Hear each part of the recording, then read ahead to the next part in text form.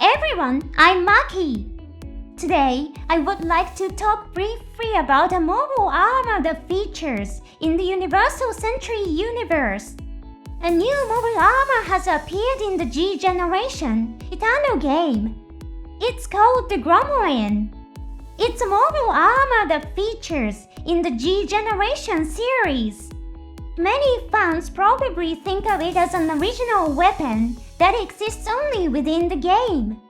However, it was designed by Mr. Yoshiyuki Tomino. It's a legitimate mobile armor designed by the creator of the Universal Century. The one who completed the design based on Tomino's sketches was Mr. Keiichiro Katagiri. He is well known for participating in the design of the GATX series that appears in Seed. Today, let's take a closer look at how the GROMLIN was created and what makes it so charming. If you'd like to support my channel, please consider joining the 99 cents per month membership. As a thank you, you'll receive a name badge and comment stamps. Now, let's begin the analysis. Mr. Shigeru Horiguchi, a former Sunwise staff member, shared the story behind the design of GROMLIN. In 2019, he recalled a conversation with Tomino, describing it as follows. Tomino makes decisions incredibly fast. At one point, we considered asking him to design a mobile armor for a game.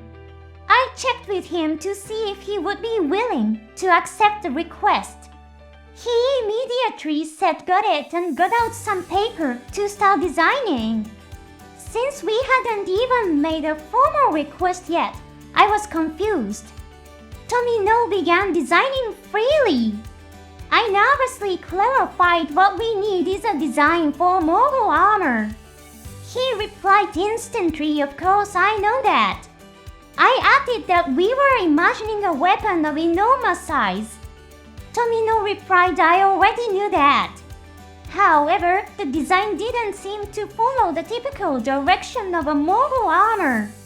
Had I given up at that point, the design would have ended up appearing in the game unchanged. As it was designed by Tomino, it would have been hard to decide not to include it. So I tried to provide more information. A mobile armor is a strategic weapon, so it needs to be equipped with powerful beam cannons. As it's a Xeon weapon, it also needs a mono eye. It also needs at least one pair of arms or legs to be classified as a mobile armor, since it's not intended as a new type weapon. Even after adding all of that information, Tomino kept saying, I understand all that while drawing at incredible speed. I think it probably took about 1 minute. And that's how GROMLIN was completed. To me, the design didn't quite fit as a Xeon machine in the original 0079 setting. However, since Tomino himself was satisfied and said this is good, I couldn't make any changes. That's the story of how GROMLIN was born. It's quite a comical exchange. Alternatively, you could interpret it as a design created without being constrained by detailed settings or established conventions. GROMLIN, born from Tomino's imagination, went on to captivate other creators. Its appearance in G Generation Eternal is one example of this. Before long, it was officially incorporated into the history of the Universal Century. The issue raised by Mr. Horiguchi that it is difficult to interpret it as a Xeon weapon from the original 0079 era was also considered. GROMLIN's existence was depicted in the book called Monthly Mobile Machine. I have introduced it several times on my channel as well.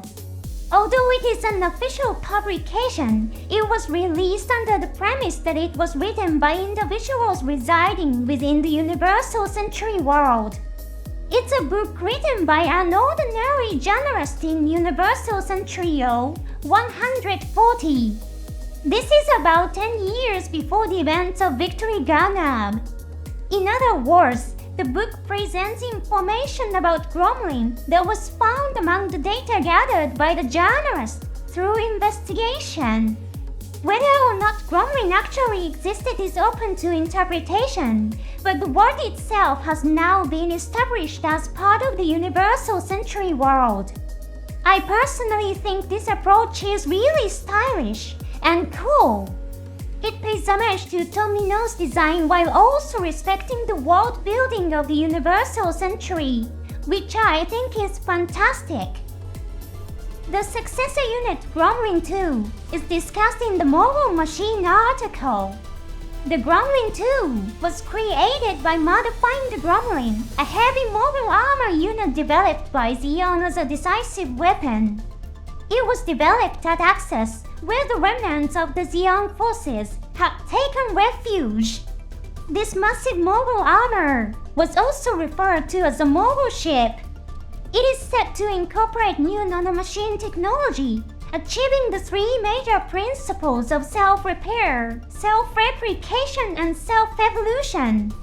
A collapse engine was used as its power source, providing output that far surpasses that of conventional nuclear fusion engines. Its ultimate objective was to destroy all of human civilian on Earth using nanomachine. This sounds extremely far-fetched. Kasim Akchurika, the author of the article, is renowned for his work on paranormal phenomena. Consequently, the contents described here are treated as heavily influenced by his own claims. He also argued that the mysterious history, known as the Black History, exists within a secret technology called ROSE. He claimed that GROMLIN 2 was a weapon created using this technology. Kasim's claims are far too irrational and contradictory. However, some of you may recognize terms such as ROSE and Black History. From an outsider's perspective of the universal century, we can find a strange kind of consistency in Kasim's claims. What kind of existence do you think GROMLIN 2 has? GROMLIN emerged from a comical conversation between Horiguchi and Tomino. GROMLIN 2 then emerged as a strange evolution of that concept. Finally, I will mention what happened after Kasim published his article about GROMLIN 2. He died shortly afterwards. The police announced that he had committed suicide. However, he was found in a bathroom with silver coins in his eyes and salt in his mouth.